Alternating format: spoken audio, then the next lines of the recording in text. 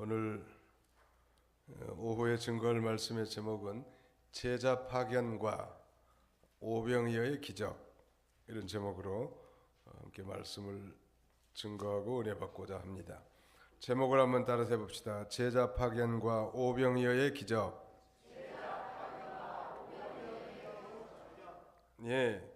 예수님의 이 갈릴리 사역을 1차, 2차, 3차 이렇게 굳이 나눈다고 하면 4장부터 6장까지가 1차고 또 7장과 8장은 2차로 이렇게 나눌 수 있고요. 제 3차 갈릴리 사역은 9장부터 시작되는데 그 차이점은 1차와 2차의 갈릴리 사역과 3차 사역의 이 차이점이 있다면 1, 2차는 주로 예수님 한 분의 이적과 말씀에 의존하고 있다고 한다면 여기 9장 이하에는 특별히 이제 전도 사역의 12 제자들이 본격적으로 참여하기 시작했다는 거예요. 이건 장차 이제 예수님께서 부활 승천하신 후에 복음 전파의 사역이 이 제자들에게 수행될 것을 말하자면 예표하는 그런 제자 훈련이라고 할 수 있겠습니다. 너희는 가서 모든 족속으로 제자를 삼아 아버지 아들과 성령의 이름으로 세례를 주고 내가 분부한 모든 것을 가르쳐 지키게 하라. 볼지어다 세상 끝날까지 내가 항상 너희와 함께 있으리라 라고 하는 소위 The Great Commission, 위대한 이 지상 명령, 이걸 이제 이 제자들이 수행해야 할 자들이란 말. 그동안에는 예수 그리스도께서 말씀하시고 여러 가지 이적을 통해서 자신이 메시아이심을 증거하고 또 말씀으로 하나님 나라를 선포했는데 이제 제자들이 본격적으로 이 복음 전도 운동에 참여하게 되는 거고, 궁극적으로는 예수 믿고 구원받은 참된 그리스도인이라면 모두가 이제 우리 할 일이 바로 이 복음 전파 사역, 어떤 방법으로든 직접적이든 간접적이든 때를 얻든지 못 얻든지 우리에게 주신 모든 환경 속에서 예수님을 나타내 보이는 거죠. 우리의 거룩하고 착한 행실을 통해서뿐만 아니라 또 말씀을 통해서 예수님이 전파되고 나를 통해서 예수님이 좀 확장되고 또 하나님의 나라가 세워지는 이런 삶을 살기를 주님이 원하시는 것입니다. 자, 이 제자 파견에 대해서 우리가 배울 수 있는 이 세 가지 교훈이 있는데요. 다시 말씀드리면 이 오늘날 우리 그리스도인들이 전도할 때 어떤 정신과 자세를 가져야 되겠는가, 거기에 대해서 지금 말씀하는 거예요. 여기 한번 읽어주시기 바랍니다. 9장 1절부터. 예수께서 12를 함께 불러 그들에게 모든 악령을 제압하고 질병을 고치는 능력과 권세를 주시고 그들을 보내어 하나님 나라를 선포하고 병자들을 고쳐주라고 하셨다. 예수께서 그들에게 말씀하셨다. 여행 길을 위하여 아무것도 가지고 다니지 마라. 지팡이도 자루도 빵도 돈도 가지지 말고 옷도 2벌씩은 가지지 마라. 여기 보면 이 모든 악령을 제압하고 질병을 고치는 능력과 권세를 주시고 그랬는데, 구역에는 악령이 귀신으로 돼 있죠. 모든 마귀를 제어하고 말하자면 이 죽은 자를 살리고 병든 자를 고치고 약한 것을 강하게 하는 그런 권세를 주셨다는, 그런 면에서 우리는 주님의 전도자는 주님의 능력과 권세를 힘입어야 된다는 것. 우리 자신에게는 능력이 없는 줄을 아는 게 중요합니다. 복음의 능력이 있어요. 복음에는 하나님의 의가 나타났다고 했고, 바울 사도는 로마 교회에 보낸 편지에서 내가 복음을 부끄러워하지 아니하노니 이 복음은 모든 믿는 자에게 구원을 주시는 하나님의 능력이 됨이라. 첫째는 유대인에게요 또한 헬라인에게로다. 이 복음은 모든 믿는 자에게 구원을 주시는 능력, 우리에게 구원을 주시는 능력, 죄 사함을 받게 하는 능력이 복음에 있다는 것. 이거 복음 전하는 전도자에게 있는 게 아니고 복음 자체 능력이 있다는 거예요. 그래서 이 복음 전도자는 그 능력의 복음을 가지고 그 다음에는 그 능력과 권세를 힘입어서 나가는 게 이제 중요하겠죠. 한마디로 말하면 은혜, 하나님의 은혜를 확신하고 하나님의 은혜를 체험하고 굳게 나가야 된다는 말. 이게 중요한 거예요. 이 사도행전 1장 8절에 있는 것처럼 오직 성령이 너희에게 임하시면 너희가 권능을 받고 그랬는데 바로 성령 권능을 힘입어서 우리가 이제 복음을 전하는 거 이게 중요하다. 이런 권능 있는 사람이 전도를 잘하는 거. 이번에 기도원에 집회하는데 그 창강교회 연세마하는 권사 전도사님 누구요? 또 이름을 잊어버렸네. 조암전 전도부인 만나가지고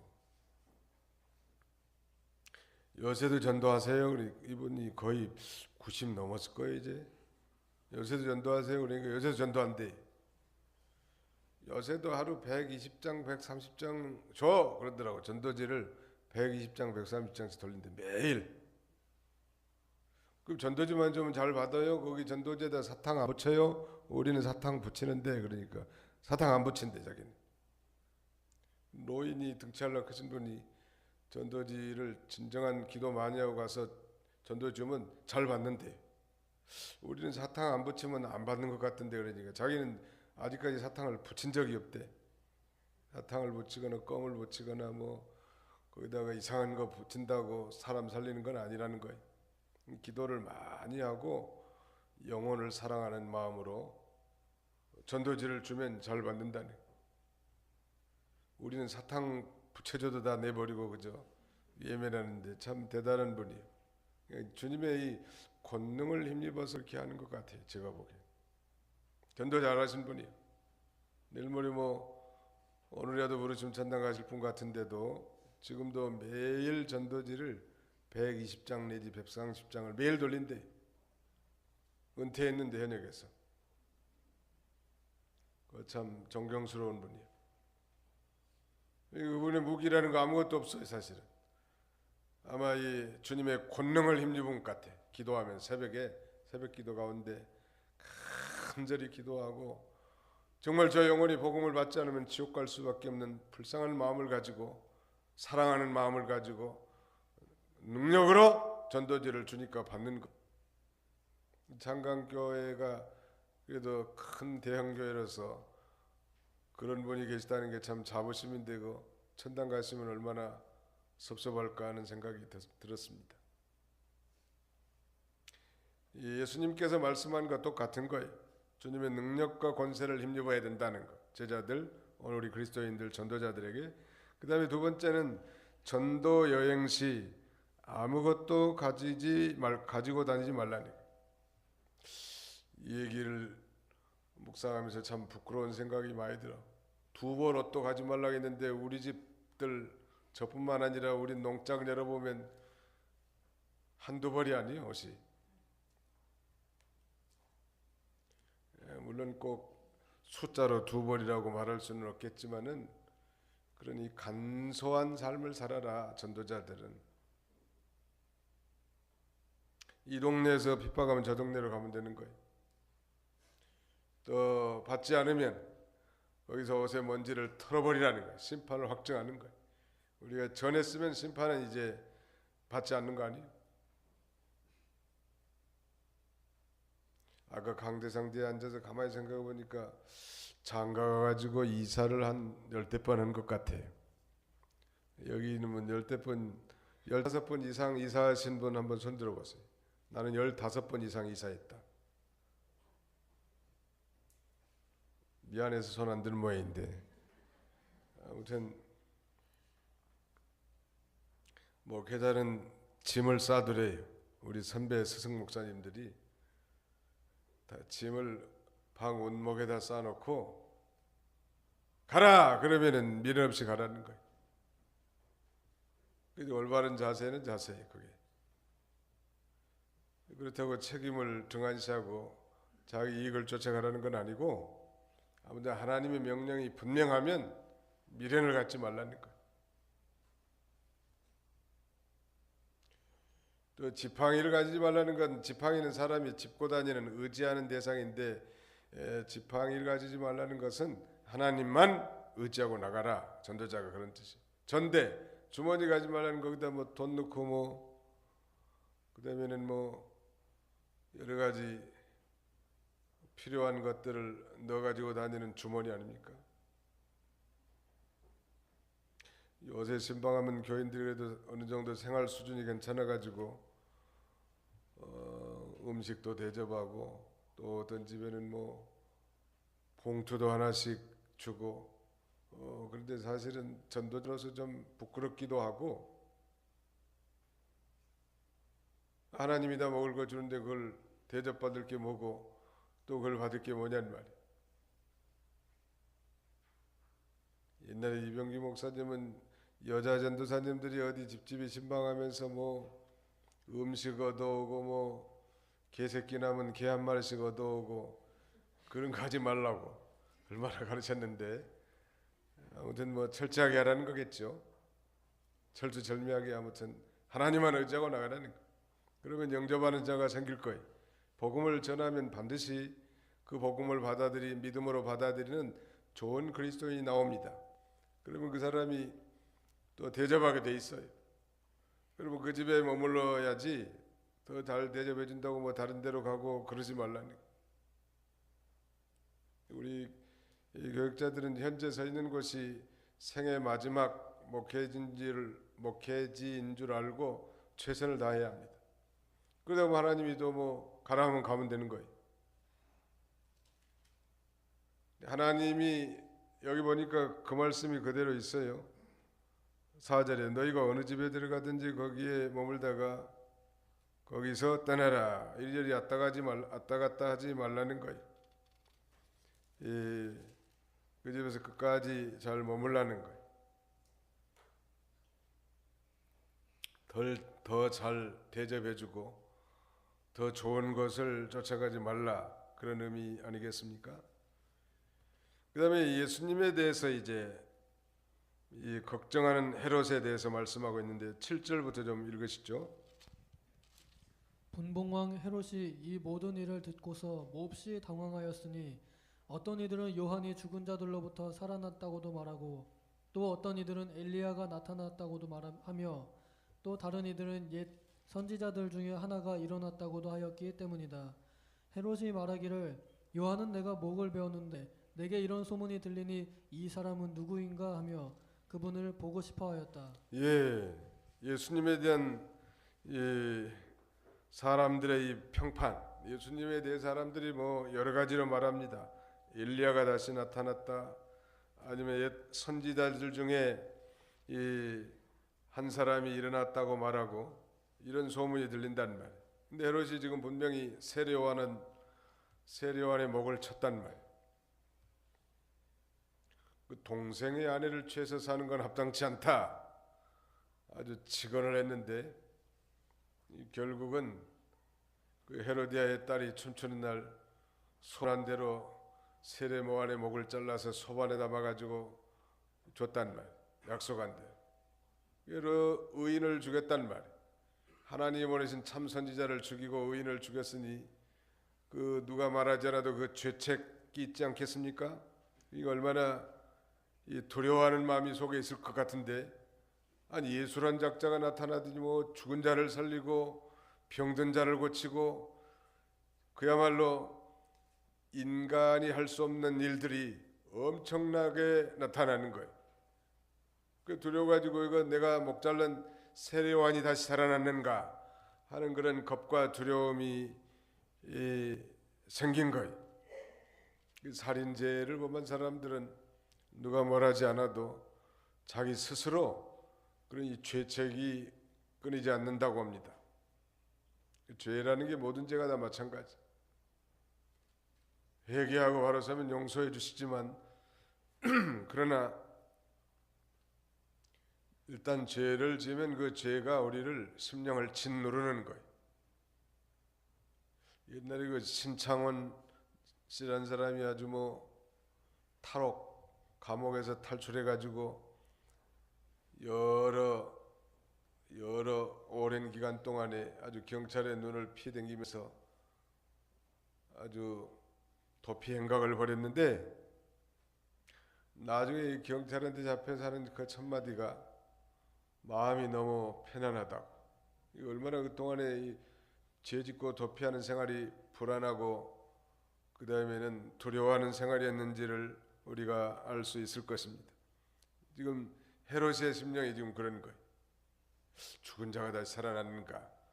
우리가 말하는 성경적 부활 관점은 아니고 잘못된 개념으로 그렇게 생각하는. 요새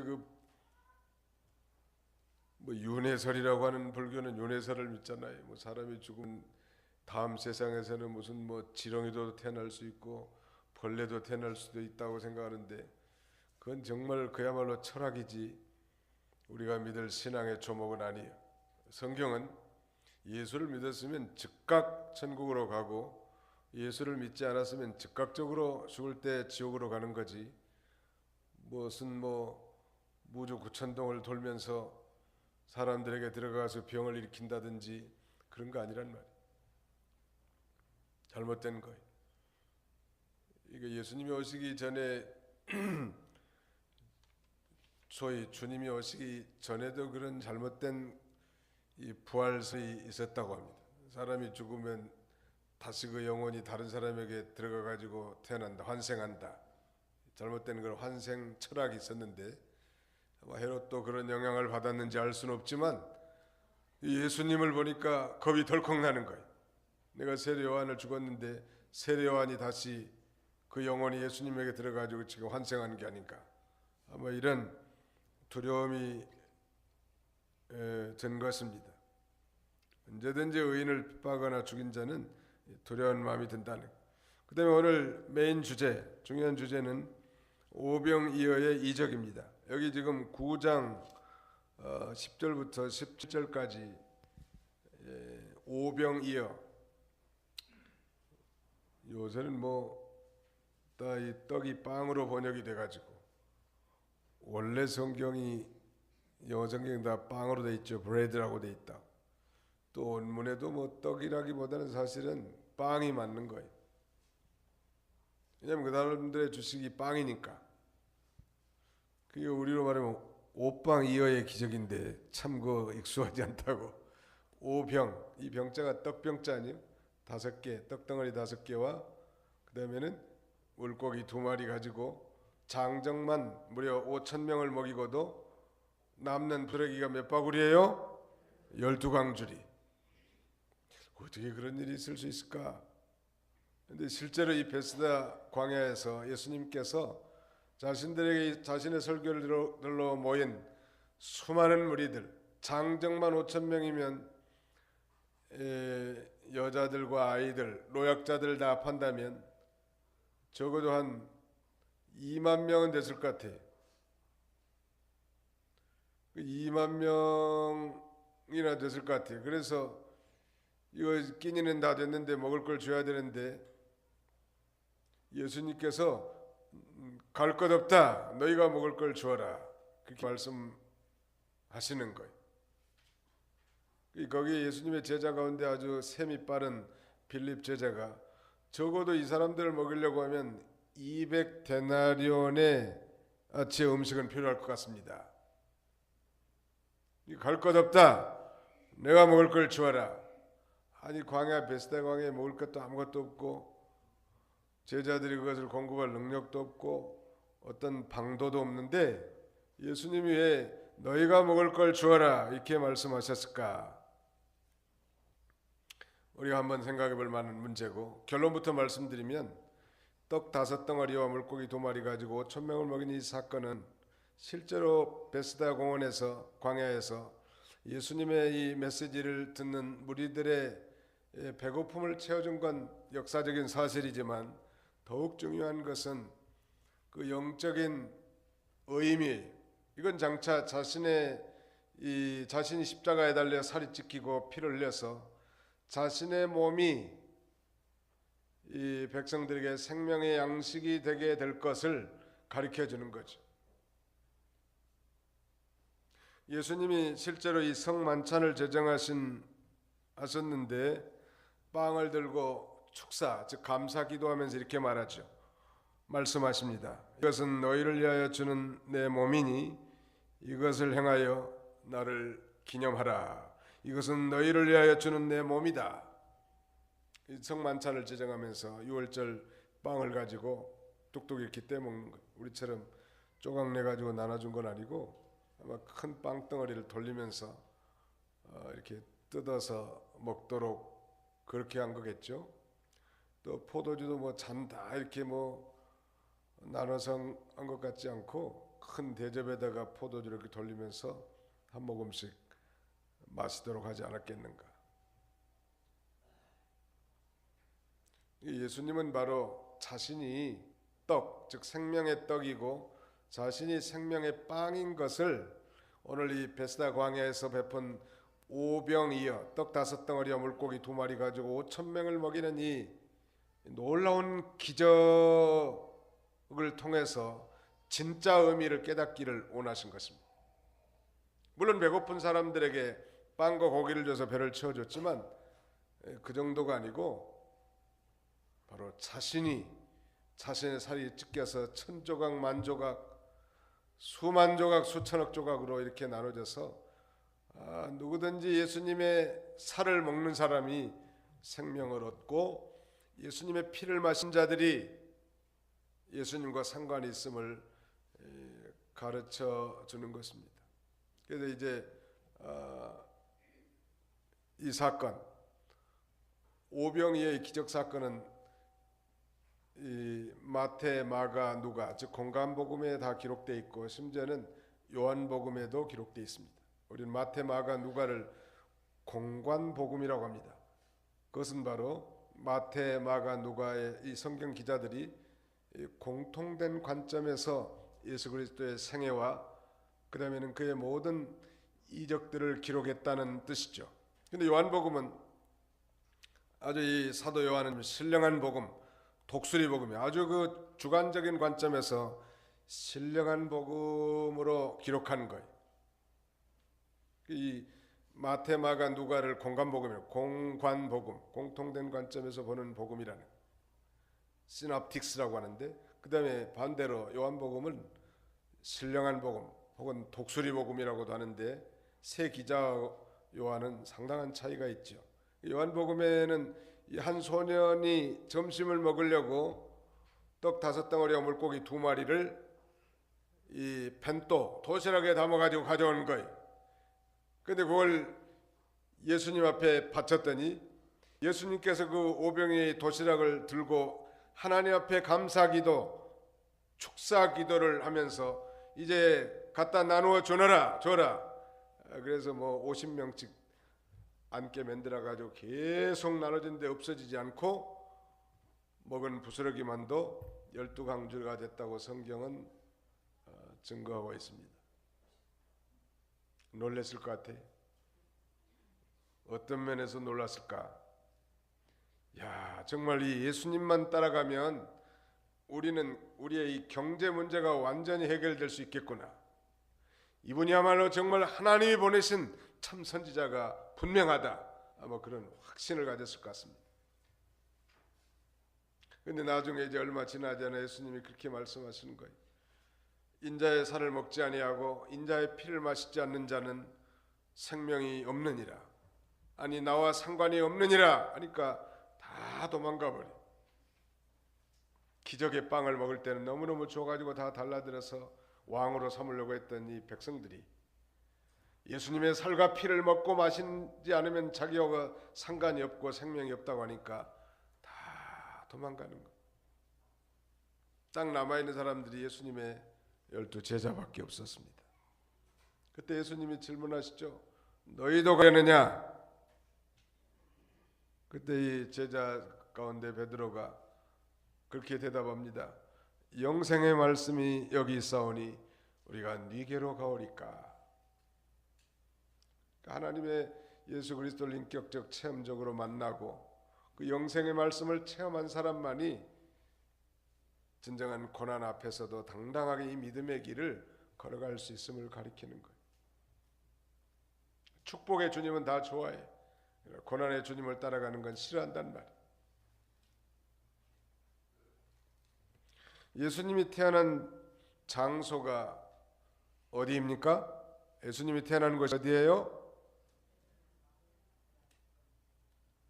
제가 한번 세계 삼지 선다식으로 물어봐야지 잘 모르니까. 예수님이 태어난 곳인가? 1. 예루살렘, 2. 베들레헴, 3. 나사렛. 몇 번이에요? 네, 베들레헴. 베트라고 하는 말은 히브리 말로 집이란 뜻이에요. 레헴 이 말은 떡 혹은 빵이란 뜻이에요. 그러니까 두 개를 합치면 베들레헴 하면 떡집 혹은 빵집 그런 말이에요. 전에 한 말씀 드렸죠. 저기 우리 동탄의 신도시 병점, 그 병점이 떡병자예요. 거기 옛날에 떡집이 있었다고 그래요. 지방에서 이제 한양에 시험치러 고시치러 온 사람들이 그 병점에 들려서 아마 떡을 먹은 모양. 떡집에서 떡이 나왔는데, 빵집에서 빵이 나왔는데 바로 예수님은 자신이 바로 생명의 떡이고 예수님을 먹고 마시라는 거예요. 한번 잡시다. 인자의 살을 먹지 아니하고 인자의 피를 마시지 않는 자는 생명이 없느니라. 무슨 뭐 식인종도 아니고 뭘 살 먹고 피를 마시라는 말입니까? 먹고 마신다는 것은 진심으로 믿는 걸 가리켜요. 바로 예수님이 나의 죄값을 위해서 십자가에 달리실 때 그 살이 찢겨진 것은 곧 나의 죄를 대속하기 위한 대속적 죽음인 것을 믿는 거예요. 그가 낭자하게 흐른 그 예수 그리스도의 피는 곧 나의 모든 죄를 사해 주기 위해서 흘리신 예수님의 보혈임을 믿습니다 하는 게 먹는 거예요. 자, 한번 따라합시다. 믿습니다. 한 번 더 믿습니다. 마지막 한 번만 더 믿습니다. 그건 이제 먹은 거예요. 그게 소리로만 외쳐서 먹은 게 아니고 진실로 내 마음으로 믿는 게 먹는 거예요. 우리가 주일날 선포되는 하나님의 말씀을 소위 양식이라고도 합니다. 그 양식은 먹어야 배불러. 또 먹어서 배 안 부른 건 양식이 아니라. 양식의 3대 특징이 있는데 전에 배운 바 있죠. 양식의 3가지 특징. 첫째, 양식은 먹어서 배부르고 먹을 때 기쁘고 먹고 나서 살이 되고 피가 되는 게 양식이에요. 만약 이 3가지 조건을 갖추지 않았다면 그건 양식이 아니에요. 담배는 양식일까요? 양식이 아닐까요? 첫 번째 조건이 걸려들어. 담배는 먹어도 배가 부른다 안 부른다? 만약에 배가 부르면 병원에 가야 돼요. 가스 차가지고 빼내야 되니까. 여기 혹시 담배 피우는 사람들 그 건강에 아주 안 좋더라고. 어떤 할아버지 해가 잘려가지고 나와가지고 선전한 거 안 봤어요? 담배 피지 마라. 그건 뭐 예수님을 믿고 안 믿고를 떠나서 개인의 건강을 위해서도 치명적인 거예요. 양식 아닌 거, 양식 아닌 걸 너희가 어째 양식 아닌 것을 위하여 은을 달아주며 배부르게 못할 것을 위하여 수고하느냐. 나를 청종하라. 그러면 너희가 기름진 것을 먹을 것이오늘. 이렇게 책망합니다. 이사야 선지자는. 어째 양식이 아닌 것을 위하여 은을 달아주며 배부르게 못할 걸 위하여 수고하느냐는 말이에요. 정말 하나님을 섬기고 하나님 말씀을 순종하고 하나님의 뜻을 준행하는 게 우리의 양식이요. 우리가 교회 와서 설교 말씀 듣는 것도 양식 먹는 거지만 자신의 직분을 감당하는 것도 양식을 먹는 거예요. 영혼의 양식을 먹는 거예요.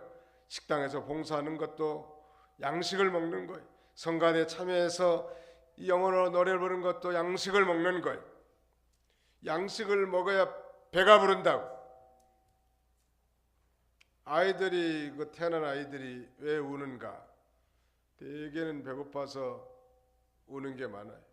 근데 어머니가 뺏상 말라가지고 젖이 없으니까 아이가 우는 거예요.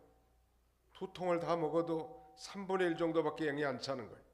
그러니까 얼마나 울어 제끼는데 왜 우냐고 또 엉덩이를 내려 편해 이제 어머니가. 무식한 어머니죠. 이유식이라도 해서 좀 먹여야 될 텐데. 그러면은 무슨 뭐 미숫가루라도 깨물어 가지고 먹이든지 쌀을 씹어서도 먹이든지 울지 않게 해야 되겠는데 배고파 오는 아이를 왜 엉덩이를 때리냐는 말. 이 양식을 먹어야 돼. 이 진리와 영감으로 말미암은 생명의 양식, 하나님의 말씀을 성령의 감동함으로 들을 때 그 말씀을 아멘 이렇게 화답하는 건 양식을 먹는 거예요. 뭐 입술 꼭 바깥으로 뭐 아멘 안 해도 마음속으로 아멘. 그 내게 주신 하나님의 말씀이구나. 그게 옳지. 주님 그 말씀대로 살기를 원합니다. 그 말씀대로 살지 못했는데 불쌍히 여겨주시고 하나님의 자녀로 살게 주옵소서. 그게 다 양식을 먹는 과정이. 이거 설교 말씀 듣는 것만 양식이 아니고 차량 운전하는 것도 양식 먹는 거예요. 왜 오늘 현대 크리스찬들이 껄껄거리냐는 말이에요. 부흥회 때나 사경회 때는 은혜를 받아가지고 좋다고 하고 박수치는데 늘 배고프고 허기진 사람처럼 곤고하고 가련하고 눈멀고 벌거벗은 것 같이 사는 건가? 양식을 안 먹으니까. 그래서 설교 말씀 딸랑 한번 듣고 땡이요. 봉사도 하는 것도 없고 섬기는 것도 없고 직분 감당도 제대로 못하고 의무도 제대로 안 하고 그 양식을 못 먹는 거예요. 늘 전도하는 것이 사실은 최고의 양식 먹는 것입니다. 따라서 최고의 양식은 전도하는 것이다. 아멘. 예. 최고의 양식이 뭐 하는 거예요? 바로 그거예요. 예수님이 수가성 여인에게 이 설교하는 가운데 그 제자들이 뭐라고 물어보니까 내 양식은 내 아버지의 뜻을 행하는 것입니다. 내 양식은 내 아버지의 뜻을 행하는 것이다. 내 아버지의 뜻은 곧 불신자에게 복음을 증거해서 증거하는 일이에요. 그러므로 예수님이 사마리아 수가성 여인에게 복음을 전하는 것은 예수님이 지금 영혼의 양식을 잡수시고 계셨던 거죠. 누가 뭘 하지 않아도 양식 잡수고 싶으면 부지런히 교회에 찾아와서 봉사도 하고 설거지 통해 손도 좀 넣어보고 지나간 사람들에게 전도지도 나눠주고 교회 자랑도 하고 우리 교회는 주일날 예배되면 국수를 삶아준다고. 세상 어디서 먹어본 국수보다 우리 교회에서 국수 한번 잡숴보라고 전도하는 거예요. 그러면 희한하게 뭐 그 사람이 오든지 말든지가 상관없이 내 마음이 기쁘고 즐거운 것은 내가 바로 영혼의 양식을 먹었기 때문입니다. 바로 예수님이 오병이의 기적을 일으킨 것은 바로 자신이 생명의 양식이고 생명의 떡이고 생명의 빵인 것을 증거해주고 누구든 예수 그리스도를 믿음으로 말미암아 영원한 양식을 먹어야 할 것을 가르쳐주는 거예요. 이 날마다 양식을 먹고 배부름을 얻으면 우리 아이들 어머니 저지 많은 어머니를 둔 아이들은 어머니 저 두 드럼을 다 마시고는 팍 퍼져가지고 흐뭇해가지고 졸잖아요. 양식을 충분히 먹었기 때문에. 우리도 은혜 충만하게 받으면 부족할 게 없어. 아, 여기가 천국이다. 그래, 그게 맞는 말이야. 세상에서도 얻을 수 없고 육신적으로도 추구할 수 없었던 이 진리의 말씀을 통하여 내 심령이 이렇게 자유롭고 평화롭구나. 그게 바로 양식을 먹은 상태란. 그게 지속이 된다면 얼마나 좋겠습니까마는 또 세상에서 마음이 뺏겨서 세상 중심으로 육신 중심으로 기울어지면 또 걸걸걸해진다는 거예요. 그리고 또 사모함으로 나가서 기도하고 사모함으로 예배드리고 사모하라 말씀을 사모하고 양식을 먹는 거예요. 이 주일날은 그러니까 이 가스스테이션처럼 한 주간 동안 다 탈진된 그 영혼이 신령한 가스를 충전받는 그런 기간이라고도 할 수 있겠습니다. 오병이어의 기적은 단순한 빵 먹고 배부른 정도가 아니라 영혼의 빵 되시는 예수님을 믿음으로 구원과 영생을 얻게 하는 놀라운 진리를 가르쳐주기 위한 것입니다. 당신의 몸을 생명의 빵으로 주셔서 많은 사람들을 살려내실 것을 예표적으로 보여주시고, 또 이 생명의 빵을 주는 동시에 필요하면 우리 하나님은 육신의 빵도 다 채워주시는 우리 하나님이십니다. 그리고 먹고 남은 부스러기가 12바구리나 된다고 했는데 그걸 다 예수님이 거두라고요. 하나님 은혜 주신 것은 부스러기라도 버리지 말라는 그런 의미가 있는 것입니다. 이제 마지막 한 가지만 제가 더 증거하고 말씀을 맺고자 합니다. 아까도 말씀드렸습니다만 이 많은 무리를 먹이려고 하면 예수님 200데나리온의 떡은 있어야 족할 것입니다. 아주 계산이 빠른 빌립 제자가 그렇게 말했는데 예수님 갈 것 없다. 너희가 먹을 것을 주어라 라고 말씀한 것입니다. 이건 제자들에게 많은 무리들의 배고파하는 것에 대해서 책임감을 느끼게 하는 말씀입니다. 육체적 양식도 포함되지만 영적인 양식인 하나님의 말씀을 들려주라는 거예요. 이게 제자들뿐만 아니라 오늘날 교회가 해야 할 중요한 사명이지요. 세상에 하나님 말씀을 전파함으로 죽어가는 심령을 구원해야 할 사명이 오늘날 교회에 있고 나에게 있고 여러분들에게 있는 거예요. 그 다음에 이 세상의 이 불우한 자들에 대한 구제와 자선사업의 손길을 내밀어야 할 걸 우리에게 또 가르쳐주는 거예요. 너희가 먹을 걸 주어라. 너희는 제자들이고 제자들 공동체고 오늘 크리스찬 커뮤니티, 그리스도인의 공동체. 너희가 먹을 걸 주어라. 이 교회 3대 사역이 있는데요. 우리 교회라면 당연히 3가지 중대한 사역을 합니다. 첫째는 소위 캐리그마라고 하는 건데 이건 말씀 선포하는 걸 가리킵니다. 이 교회 안에 생활하는 예배, 전도, 교육은 이 캐리그마의 범주에 속하고요. 두 번째는 디아코니아, 이건 봉사를 가리키는데 이것은 구제와 건덕, 사회봉사, 이게 다 해당돼. 세 번째는 교제, 코이노니아.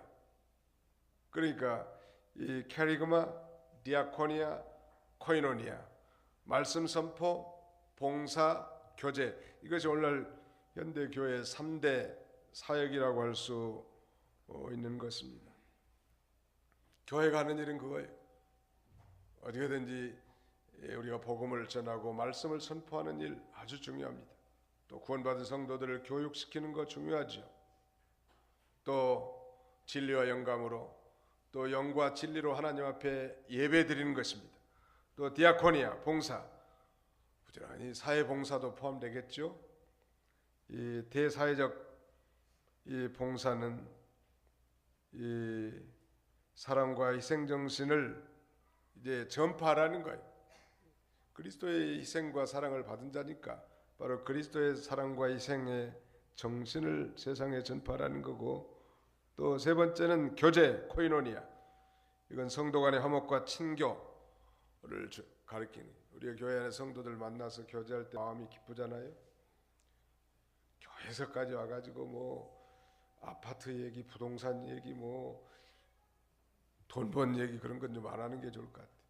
살림 얘기는 좀 다른 날 하고, 하나님이 지난 한 주간 이렇게 살았는데 이렇게 역사하셨다고, 우리 하나님 앞에 기도했더니 하나님 응답해 주셨다고, 내가 정말 죄를 지었는데 회개치 않을 때는 심령이 곤고했지만 진정으로 토설하고 주님을 의지하니까 마음이 너무너무 기뻤다고, 그런 좀 교제가 좀 차원이 높지 않나요?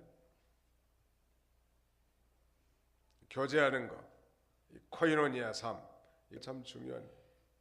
자, 한번 따라서 합시다. 캐리그마, 디아코니아, 코이노니아, 말씀 선포, 봉사, 교제. 이것이 오늘날 교회 3대 사역. 너희가 먹을 걸 주어라. 이거 우리가 전도해야 할 거, 사회 봉사해야 될 거, 구제해야 될 거, 이거 포함되는 거예요.